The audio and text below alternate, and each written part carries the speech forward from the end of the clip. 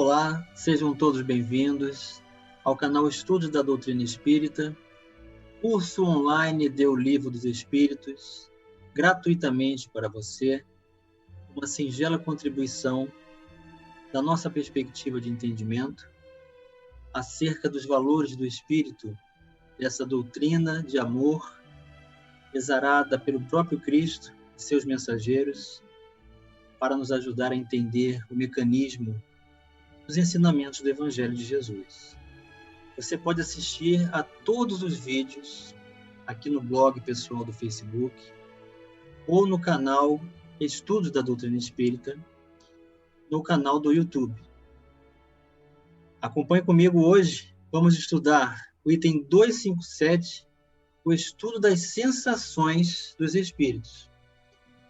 É uma contribuição que Allan Kardec observou de toda a sua experiência trazida pelos habitantes do mundo espiritual. Acompanhe comigo. Então é a questão 257. Allan Kardec vem trazer a sua contribuição. O corpo é o instrumento da dor. Se não é a causa primária desta, é pelo menos a causa imediata. A alma tem a percepção da dor. Essa percepção é o efeito. A lembrança que da dor a alma conserva pode ser muito penosa, mas não pode ter ação física. De fato, nem o frio, nem o calor são capazes de desorganizar os tecidos da alma, que não é suscetível de congelar-se, nem de queimar-se. Não vemos todos os dias a recordação ou a apreensão do mal físico produzirem o efeito desse mal como se real fora? Não as vemos até causar a morte? Toda a gente sabe que aqueles a quem se amputou um membro costumam sentir dor no membro que lhes falta. Certo que aí não está a sede ou sequer o ponto de partida da dor. O que há apenas é que o cérebro guardou desta impressão. Lícito, portanto, será admitir-se que coisa análoga ocorra nos sofrimentos do espírito após a morte, após o desencarne. Um estudo aprofundado do perispírito, aqui estão todos os recursos relacionados à conexão da vida de espírito, com relação à memória, à comunicabilidade dos espíritos e também as conexões das lembranças que nós passamos enquanto estivemos jungidos ao corpo físico de carne. O perispírito, que tão importante papel desempenha em todos os fenômenos espíritas, nas aparições vaporosas ou tangíveis, no estado em que o espírito vem a encontrar-se por ocasião da morte, na ideia que tão frequentemente manifesta que ainda está vivo, nas situações tão comoventes que nos revelam dos suicidas, dos supliciados, dos que se deixaram absorver pelos gozos materiais, e inúmeros outros fatos. Muita luz lançaram sobre esta questão, dando lugar a explicações que passamos a resumir. Agora, Allan Kardec vai nos trazer um resumo de todas essas relações que ele mencionou, de toda a sua experiência que ele obteve em contato com a comunicabilidade dos próprios habitantes do mundo espiritual, através de inúmeros médiuns distribuídos por todo o globo terrestre. O perispírito é o laço que a matéria do corpo prende o espírito. Já vimos que o perispírito é esse envoltório que delimita o espírito e que continua existindo após o desencarne, que o tira do meio ambiente, do fluido universal. Então, o recurso de formação do perispírito, que é semimaterial, tem as características dos elementos do orbe em que o espírito está encarnado. E sua origem é o fluido cósmico universal. Participa ao mesmo tempo da eletricidade, do fluido magnético e até certo ponto da matéria inerte. Poder-se-ia dizer que é a quintessência da matéria, É aquela ideia dos 4 elementos de formação de tudo que existe na vida. Então, o perispírito seria o 5º elemento, ou a 5ª essência. Daí o nome 5ª essência. É o princípio da vida orgânica, porém não da vida intelectual, que reside no espírito. E, além disso, o agente das sensações exteriores. O corpo, os órgãos, servindo-lhes de condutos, localizam essas sensações.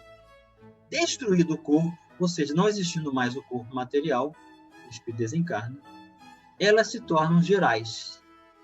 Então, não existe mais um órgão ou outro para determinar esse ou aquele atributo. O perispírito inteiro passa a ser o órgão de percepção generalizada. Daí o espírito não dizer que sofre mais da cabeça do que dos pés, ou vice-versa. Não se confundam, porém, as sensações do perispírito, que se tornou independente, com as do corpo. Estas últimas, a do corpo, só por termo de comparação nós podemos tomar, e não por analogia. Liberto do corpo, o espírito pode sofrer, mas esse sofrimento não é corporal, embora não seja exclusivamente moral, como o remorso, que é moral, pois que ele se queixa de frio e calor, porque tem uma lembrança desses registros. Também não sofre mais no inverno do que no verão. Temos visto atravessar chamas, sem experimentarem qualquer dor. Nenhuma impressão lhes causa, consequentemente, a temperatura. A dor que sentem não é, pois, uma dor física propriamente dita. É um vago sentimento íntimo que o próprio espírito nem sempre compreende bem, precisamente porque a dor não se acha localizada e porque não a produzem agentes exteriores. É mais uma reminiscência do que uma realidade. Reminiscência, porém, igualmente penosa. Algumas vezes, entretanto, há mais do que isso, como vamos ver. Então, essas reminiscências são conexões, são registros dos quais nós passamos. Não estamos diante da fonte nesse momento, mas sentimos, como desencarnados, esse recurso de reminiscência, por ser de uma lembrança. E ensina-nos a experiência que, por ocasião da morte, o perispírito se desprende mais ou menos lentamente do corpo. Durante os primeiros minutos depois da desencarnação, o espírito não encontra explicação para a situação em que se acha. Crê não estar morto, por isso que se sente vivo. Vê a um lado o corpo, sabe que lhe pertence, mas não compreende que esteja separado dele. Essa situação dura enquanto haja qualquer ligação entre o corpo e o perispírito. Então, enquanto houver conexão do perispírito com o corpo, a sensação é das necessidades físicas, como nos habituamos a ficar enquanto estávamos encarnados. Disse-nos certa vez um suicida: não estou morto. E acrescentava: no entanto, sinto os vermes a me roerem. Ora, indubitavelmente, os vermes não lhe roíam o perispírito, e ainda menos o espírito. Roíam apenas o corpo. Como, porém, não era completa a separação do corpo e do perispírito, uma espécie de repercussão moral se produzia, transmitindo ao espírito o que estava ocorrendo no corpo. Repercussão talvez não seja o termo próprio, porque pode induzir a suposição de um efeito muito material. Era antes a visão do que se passava com o corpo, ao qual ainda o conserva ligado o perispírito, o que lhe causava a ilusão, que ele tomava por realidade. Então, pelo fato do perispírito estar ainda muito conectado ao corpo, por ter saído do corpo antes do tempo previsto, fica ainda esses recursos de conexão. E aí essas impressões tornam-se efeitos danosos e penosos nesse sentido que ele está relatando. Assim, pois, não haveria, no caso, uma reminiscência, porquanto ele não fora, em vida, roído pelos vermes. Havia o sentimento de um fato da atualidade. Isto mostra que deduções se podem tirar dos fatos, quando atentamente observados. Durante a vida, o corpo recebe impressões exteriores e as transmite ao espírito, por intermédio do perispírito, que constitui, provavelmente, o que se chama fluido nervoso. Uma vez morto, o corpo nada mais sente, por já não haver nele espírito, nem perispírito.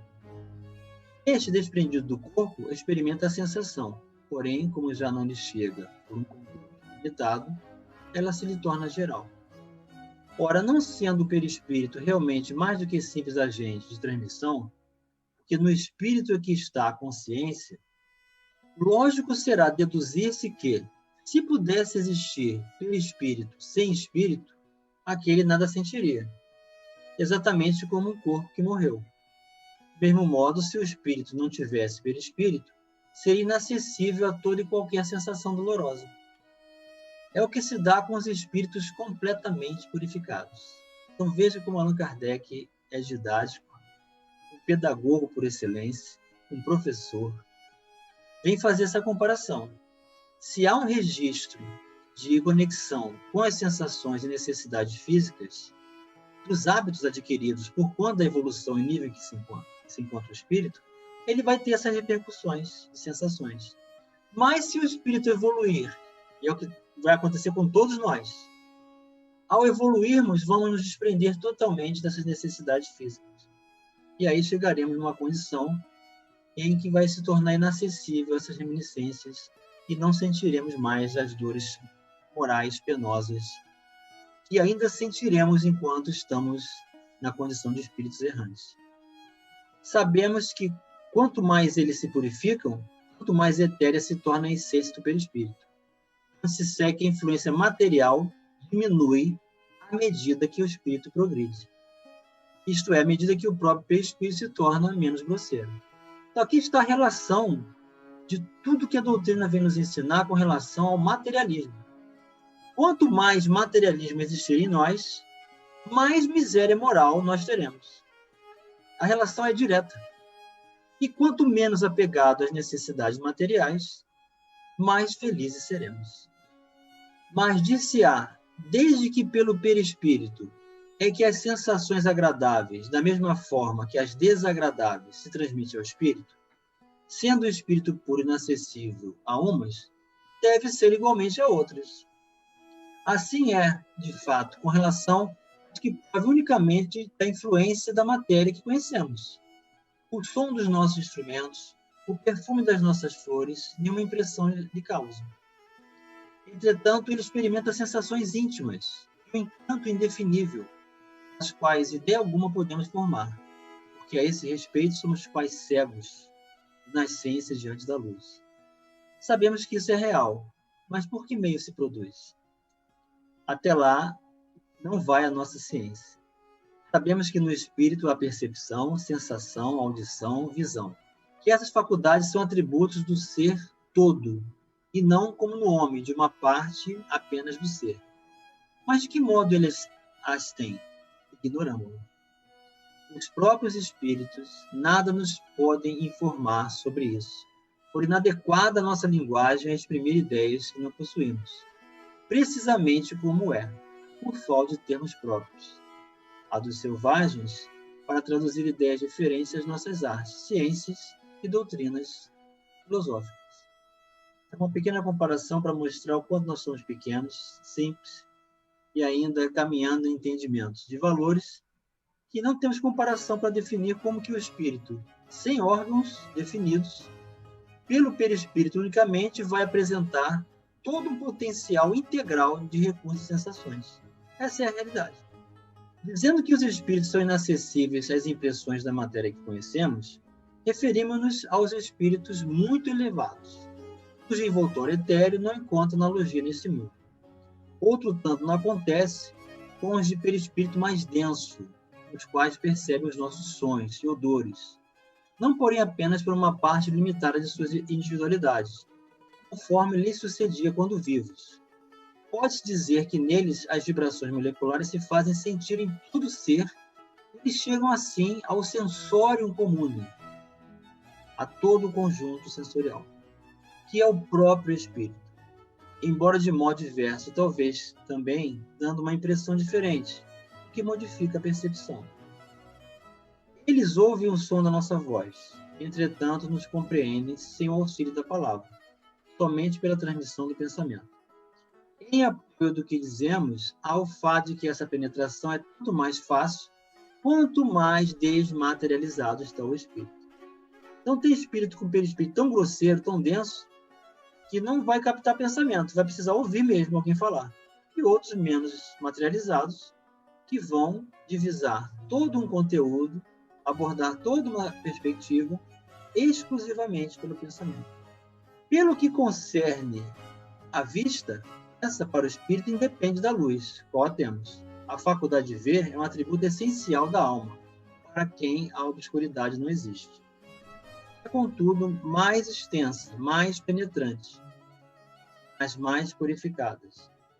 A alma ou espírito impôs em si mesma a faculdade de todas as percepções. Estas, na vida corpórea, sobrevieram a grosseria dos órgãos do corpo. Na vida extracorpórea, se vão desanuviando à proporção que o invólucro semimaterial se eteriza. Ao urido do meio ambiente, esse invólucro varia de acordo com a natureza dos mundos, conforme nós já estudamos, que o perispírito vai se envolver com elementos relativos ao orbe em que o espírito vai reencarnar, para que o espírito tenha, através da conexão perispírito com o fluido vital, a ação sobre o seu próprio corpo e possa se nutrir dos elementos materiais para a manutenção da vida do corpo.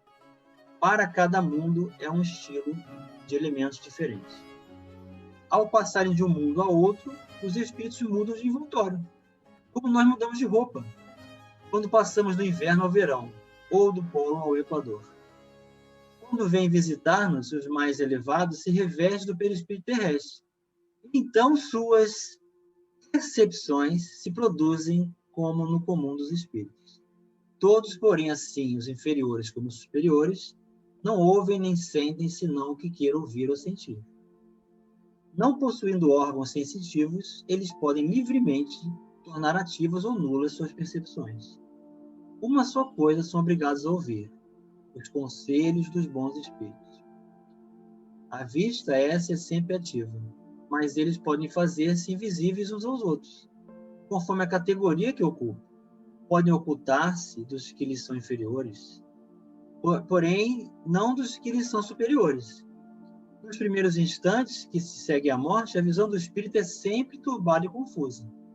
Aclara-se à medida que ele se desprende e pode alcançar a nitidez que tinha durante a vida terrena, independentemente da possibilidade de penetrar através dos corpos que nos são opacos. Quanto à sua extensão através do espaço indefinido, do futuro e do passado, depende do grau de pureza e de elevação do espírito. Então, porque o mundo espiritual é formado por subplanos, e em cada um desses subplanos encontra-se o nível de evolução do espírito, um espírito superior numa dimensão mais elevada não vai ser visto pelo inferior numa dimensão menos elevada. Mas o superior vê o inferior, mas o inferior não vê o superior. Então, um espírito superior pode estar ao lado daquele desencarnado que está perdido e não está enxergando ninguém.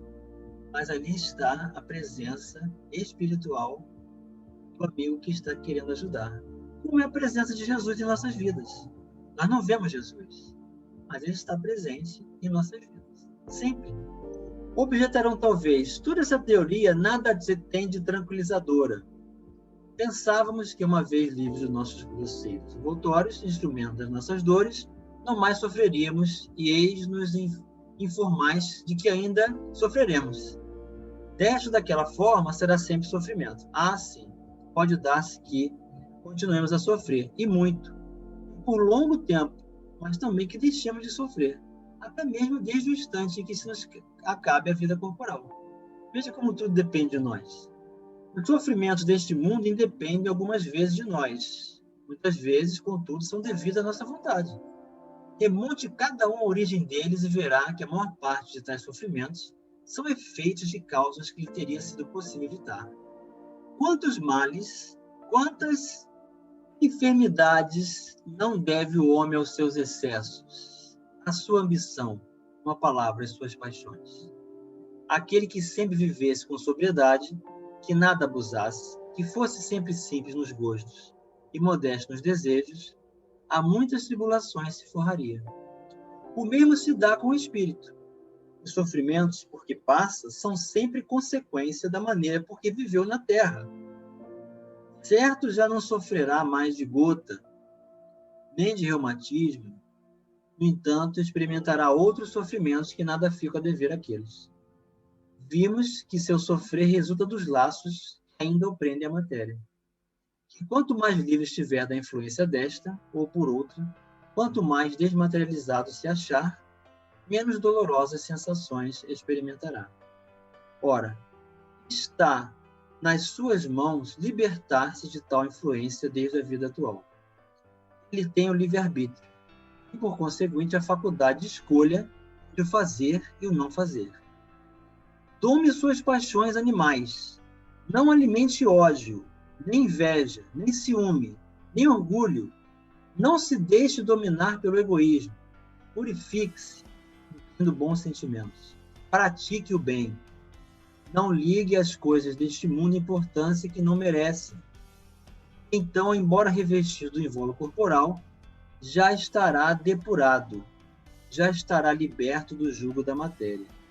E quando deixar esse invólucro, não mais lhe sofrerá influência. Nenhuma recordação dolorosa lhe advirá dos sofrimentos físicos que haja padecido. Nenhuma impressão desagradável eles lhes deixarão, porque apenas terão atingido o corpo e não a alma. Sentir-se-á feliz por se haver libertado deles, e a paz da sua consciência o isentará de qualquer sofrimento moral. Interrogamos aos milhares espíritos que na Terra pertenceram a todas as classes da sociedade, ocuparam todas as posições sociais. Estudamos-los em todos os períodos da vida espírita, a partir do momento em que abandonaram o corpo. Acompanhamos-los passo a passo na vida de além-túmulo, para observar as mudanças que se operaram neles, nas suas ideias, nos seus sentimentos. E sob esse aspecto, não foram os que aqui se contaram entre os homens mais vulgares, os que nos proporcionaram menos preciosos elementos de estudo. Ora, notamos sempre que os sofrimentos guardavam relação com o proceder que eles tiveram e cujas consequências experimentavam. Que a outra vida é fonte de inefável ventura para os que seguiram o bom caminho. Deduz-se daí que aos que sofrem isso acontece porque o quiseram, que, portanto, só de si mesmos se devem queixar, quer no outro mundo, quer neste. Então, estamos diante de um manancial de observação de um cientista, de um pedagogo, que acompanhou a vida de inúmeros, ele disse milhares de espíritos, de diversas posições sociais, diversos níveis culturais e intelectuais. Os mais simplórios, os mais vulgares, desde os mais intelectuais, os mais preeminentes, demonstraram o que sentiram ao desencarnar. Eis aí toda a experiência a ser buscada para que possamos nos enxergar em que passo, em que ponto, em que foco nós estamos vivendo as nossas vidas, para determinar também o nosso sofrimento do futuro ou o desprendimento com a aventura da felicidade e a libertação do espírito no Evangelho de Jesus. Vamos continuar refletindo, estudando e buscando esses recursos extraordinários dos próprios habitantes do mundo espiritual abordados por Allan Kardec. Grande abraço e até o próximo vídeo.